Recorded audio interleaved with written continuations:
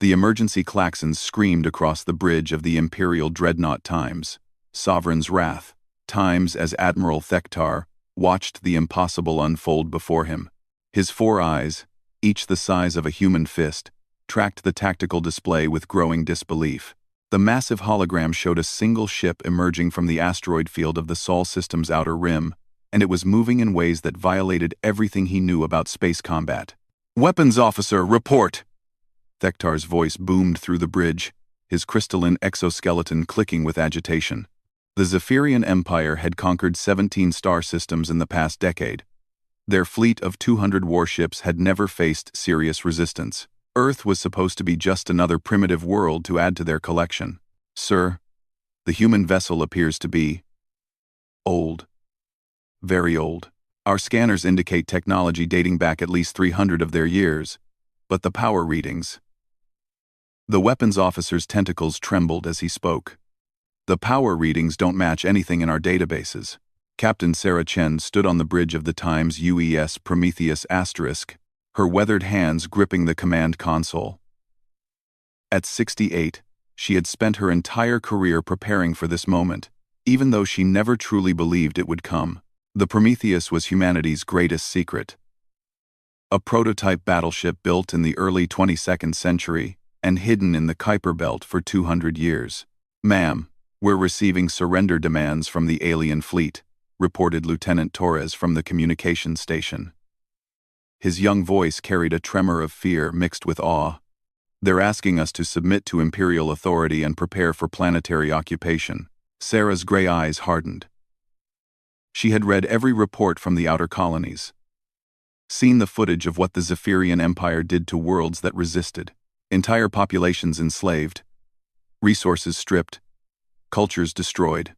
Earth's conventional fleet had been destroyed 3 months ago trying to defend the Mars colonies. Only the Prometheus remained, awakened from its centuries-long slumber. "Signal all stations," Sarah commanded. "This is Captain Chen to all crew. Today we show these invaders what human ingenuity can accomplish when our backs are against the wall. Engineering. Bring the quantum displacement drive online." Deep in the ship's core, Chief Engineer Marcus Webb watched in fascination as systems that had been theoretical when he was born came to life. The Prometheus wasn't just old. It was revolutionary. Built by Earth's greatest minds during the golden age of human expansion, it incorporated technologies that current humanity had forgotten how to build. "Captain, QDD is online and stable," Marcus reported. "All weapon systems show green. The singularity cannons are charged and ready." Admiral Thektar studied the approaching human vessel with growing concern. It was massive, nearly 3 kilometers long, but its design was unlike anything in the Imperial archives. Where Zephyrian ships were sleek and curved, built for speed and efficiency, this human ship looked like a fortress that had been designed to fight gods. "Scanner technician, I want a full analysis of that vessel," Thektar ordered.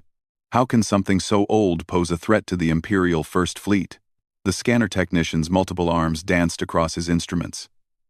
"Sir, the ship's hull appears to be constructed from an unknown alloy. It's absorbing our scanning attempts, rather than reflecting them. Energy signatures suggest." "Sir, this is impossible." "Report.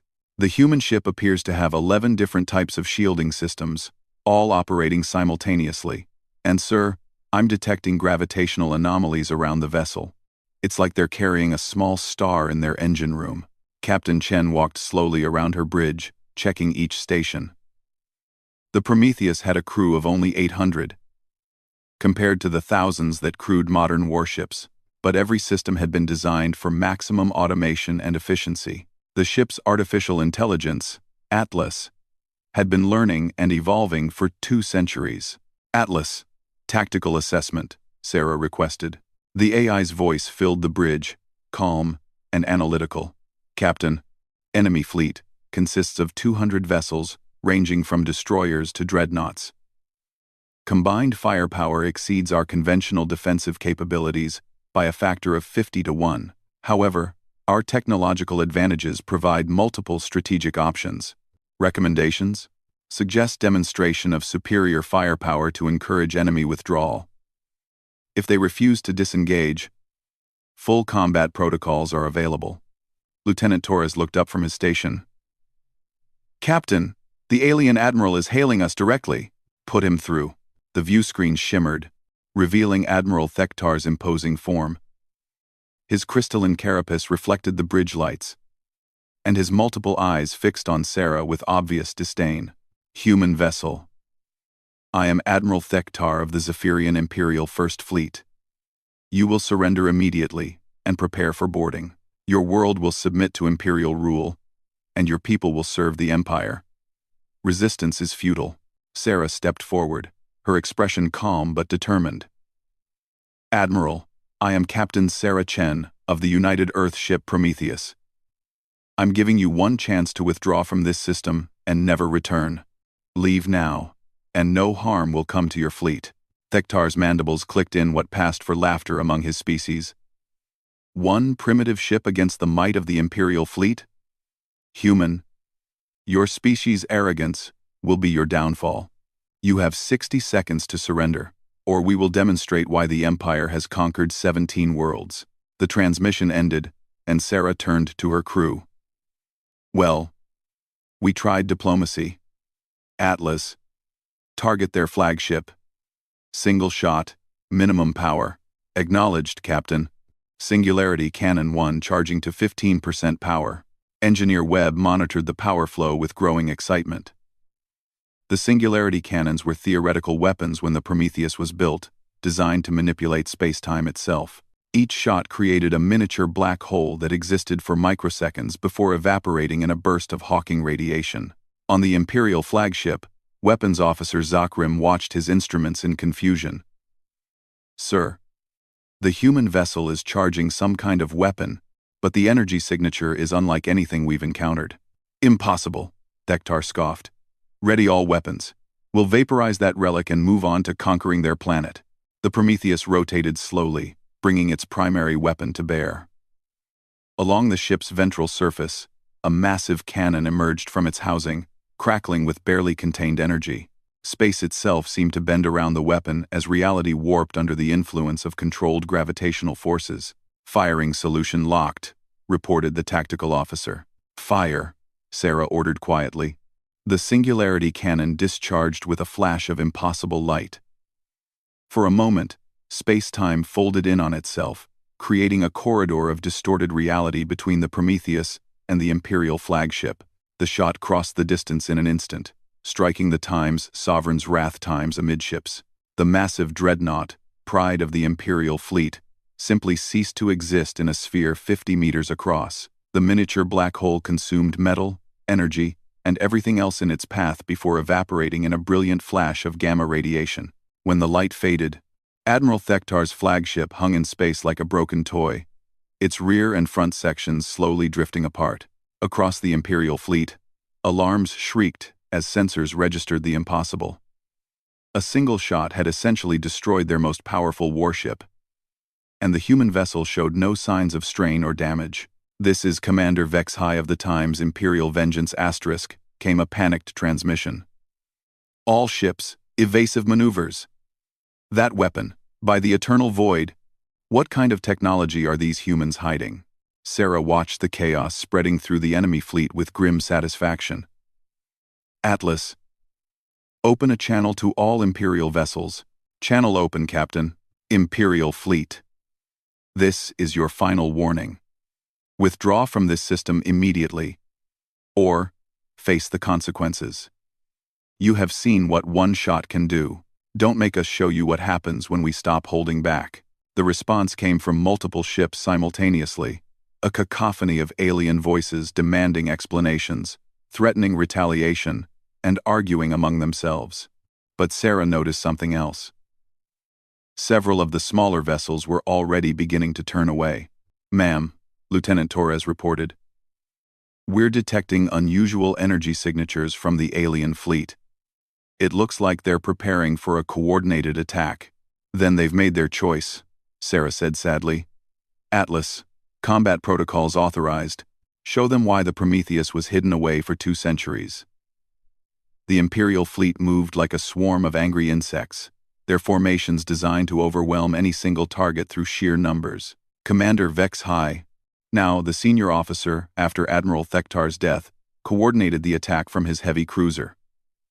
His species had evolved from pack hunters, and he understood the value of coordinated assault.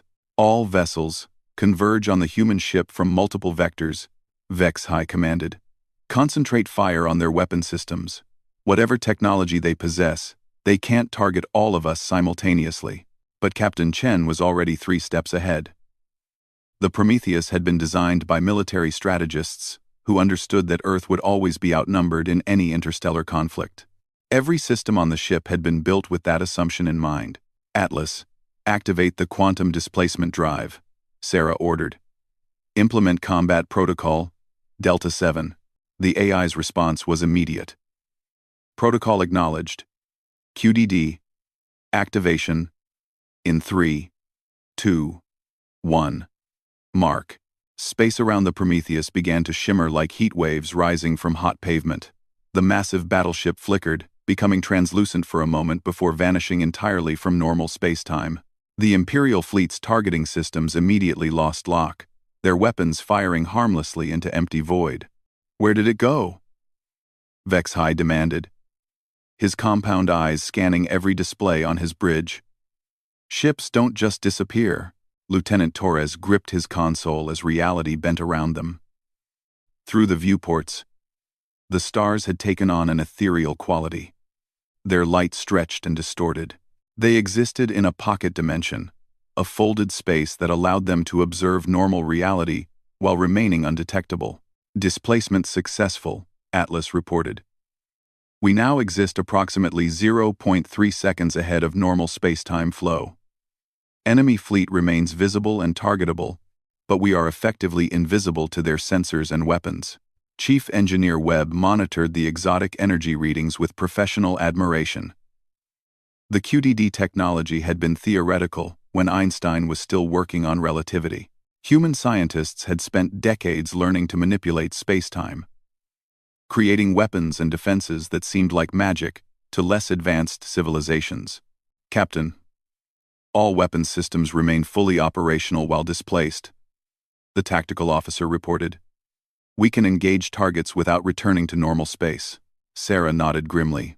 She had hoped the demonstration would be enough, but the Imperial fleet was clearly committed to conquest.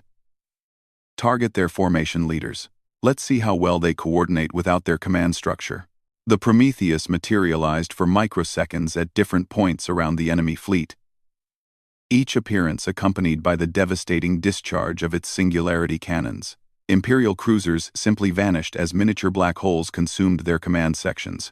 To the surviving ships, it appeared as if their vessels were being destroyed by invisible demons. Commander Vex High watched in growing horror as his fleet was systematically dismantled. The human ship appeared and disappeared at will, striking with impossible precision. Each attack eliminated not just a vessel, but the most experienced commanders and their crews. Tactical analysis, he demanded from his scanner operator. Sir, the enemy vessel appears to be manipulating space-time itself. They exist in a quantum state that allows them to phase in and out of our reality. Our weapons can't lock onto a target that doesn't exist in our dimensional framework. That's impossible. No species has mastered dimensional warfare. Tell that to the humans, sir. On the Prometheus, Engineer Webb was making a disturbing discovery. The ship's ancient systems were performing beyond their original specifications, adapting and improving with each engagement. Atlas had been learning for 2 centuries, and its tactical subroutines had evolved far beyond what its creators had intended. Captain, Webb reported, Atlas is recommending modifications to our attack pattern. The AI has identified weaknesses in Imperial shield harmonics and proposes a new weapon configuration. Explain, Sarah requested, though she wasn't sure she wanted to hear the answer. Atlas suggests linking all 5 singularity cannons in a quantum cascade pattern. The resulting weapon would create a chain reaction of gravitational collapse, effectively destroying multiple targets with a single shot. The bridge fell silent. Even the hardened military veterans among the crew understood the implications. They weren't just fighting a battle. They were witnessing the birth of weapons that could reshape the galaxy. Sir, Lieutenant Torres said quietly, Long-range sensors are detecting additional Imperial fleets approaching from 3 different star systems. Reinforcements will arrive within 18 hours. Sarah closed her eyes for a moment, feeling the weight of command and the responsibility for her species' survival. When she opened them again, her expression was resolute. Atlas, implement the quantum cascade modification. But set it to minimum dispersal pattern. I want to disable their remaining ships, not obliterate them. Acknowledged, Captain. Quantum cascade configuration requires 12 minutes to implement. While the weapon modifications proceeded, the Prometheus continued its ghostly assault on the Imperial fleet. Ships that had ruled star systems found themselves helpless against an enemy that existed partially outside reality itself. The psychological impact was as devastating as the physical destruction. "This is impossible," whispered scanner technician Zelkor aboard the cruiser Times. "Eternal Dominion **. They're using weapons that shouldn't exist. Technology that violates the fundamental laws of physics." His captain, a veteran of 23 conquest campaigns, stared at the tactical display with haunted eyes. Half their fleet was gone, destroyed by an enemy they couldn't even see most of the time. The remaining ships were scattered and demoralized, their tight formations broken by fear and confusion. "Send a message to Imperial Command," the captain ordered. "Tell them we've encountered a Class 7 threat.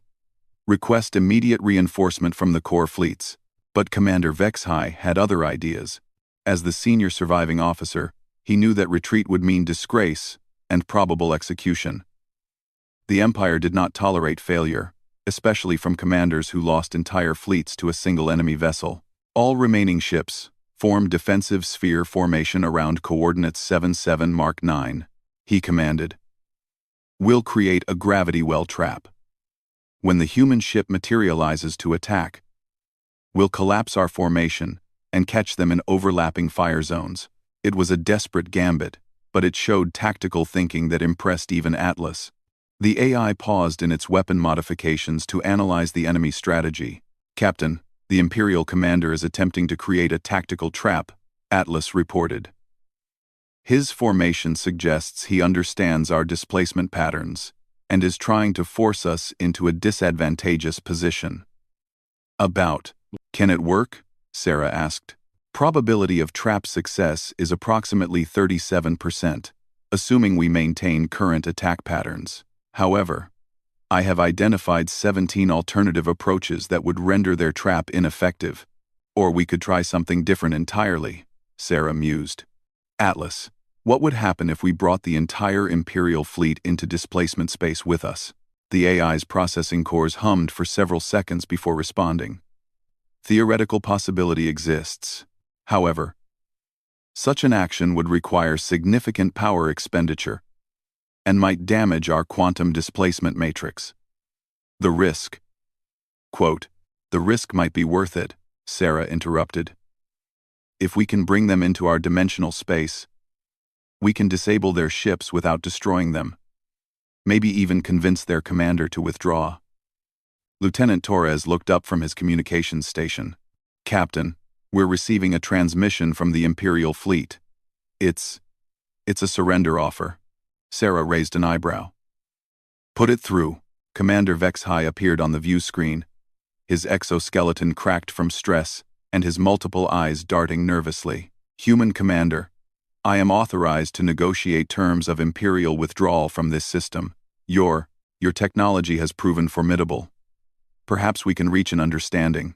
"I'm listening," Sarah replied carefully. "The Empire will withdraw all forces from the Sol system and establish a non-aggression treaty with Earth. In exchange, you will share your dimensional warfare technology with Imperial scientists." The bridge crew exchanged glances. The offer was tempting, but Sarah knew the trap it represented. Give the Empire this technology, and they would use it to conquer even more worlds. "Counteroffer," Sarah said. "The Empire withdraws permanently from this entire sector of space. You leave all your conquered worlds and never return. In exchange, we won't demonstrate what our weapons can really do." Vexhai's mandibles clicked in agitation. "That's impossible. The Empire cannot abandon 17 conquered systems. Then you'll learn why Earth kept the Prometheus hidden for 2 centuries, Sarah replied. Atlas, activate the quantum cascade array. Let's show them what one determined human crew can accomplish. The quantum cascade array charged with a sound like reality tearing. Along the Prometheus's hull, all 5 singularity cannons synchronized their quantum fields, creating a weapon system that could reshape local space-time on a massive scale. Engineer Webb watched the power readings climb beyond anything in his textbooks, while Atlas calmly calculated probability matrices for universal destruction. Captain, Webb reported, his voice tight with controlled fear. The cascade array is generating approximately 47% of a star's total energy output. If we fire this weapon, there's a non-zero chance we'll create a stable black hole. Sarah Chen stood at the center of her bridge, feeling the weight of her species' future pressing down on her shoulders. Around Earth's solar system, 3 additional Imperial fleets were approaching with reinforcements. The battle had to end here. Now, with a demonstration so overwhelming that the Empire would never consider returning. Atlas, target the empty space between the Imperial formation and the asteroid field. We're not trying to destroy them. We're sending a message. Understood, Captain. Firing solution calculated. Quantum cascade array locked on empty space coordinates. Commander Vexhai watched his instruments with growing dread. The human ship had been invisible for nearly 10 minutes. But his sensors were detecting massive energy buildups throughout local space. Whatever weapon they were preparing, it was unlike anything in the Imperial databases. Sir, his scanner operator reported, I'm reading gravitational distortions across a sphere, nearly 1 million kilometers in diameter. The humans appear to be manipulating space-time on a stellar scale. That's impossible, Vexhai whispered. No civilization has that kind of power. The energy requirements alone would. His words trailed off as the implications hit him. If humans could manipulate gravity and space-time as easily as the Empire used plasma weapons, then everything he knew about warfare had become obsolete. The Imperial doctrine of overwhelming numerical superiority meant nothing against an enemy that could rewrite the laws of physics. All ships, emergency withdrawal, he commanded. Full retreat to the system's edge. Maximum burn on all engines. But it was too late.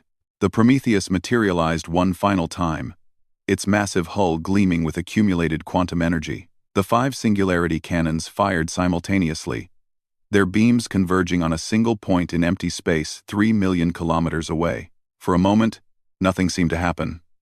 Then reality broke. Space-time collapsed into a sphere of absolute blackness that expanded outward at tremendous speed. But this wasn't destruction. It was transformation. As the quantum cascade effect spread, everything it touched became visible in ways that defied description. Asteroids revealed their internal structures. Empty space showed its underlying quantum foam. And the Imperial ships became transparent, their crews visible inside their protective hulls. By the eternal void, breathed Technician Zelkor, they're showing us that space itself is just another weapon to them. The cascade effect reached the Imperial fleet and passed through harmlessly. But every ship's systems registered the impossible. Their shields, their armor, their weapons, everything had become temporarily insubstantial. For 30 seconds, the entire Zephyrian fleet existed in a state between dimensions, completely vulnerable to any attack the humans chose to make. But no attack came. As the effect faded and normal spacetime reasserted itself, a transmission arrived from the Prometheus. Captain Chen's face appeared on every Imperial ship's view screen simultaneously, her expression calm but absolutely implacable. Commander Vexhai, you have now seen what we chose not to do to your fleet.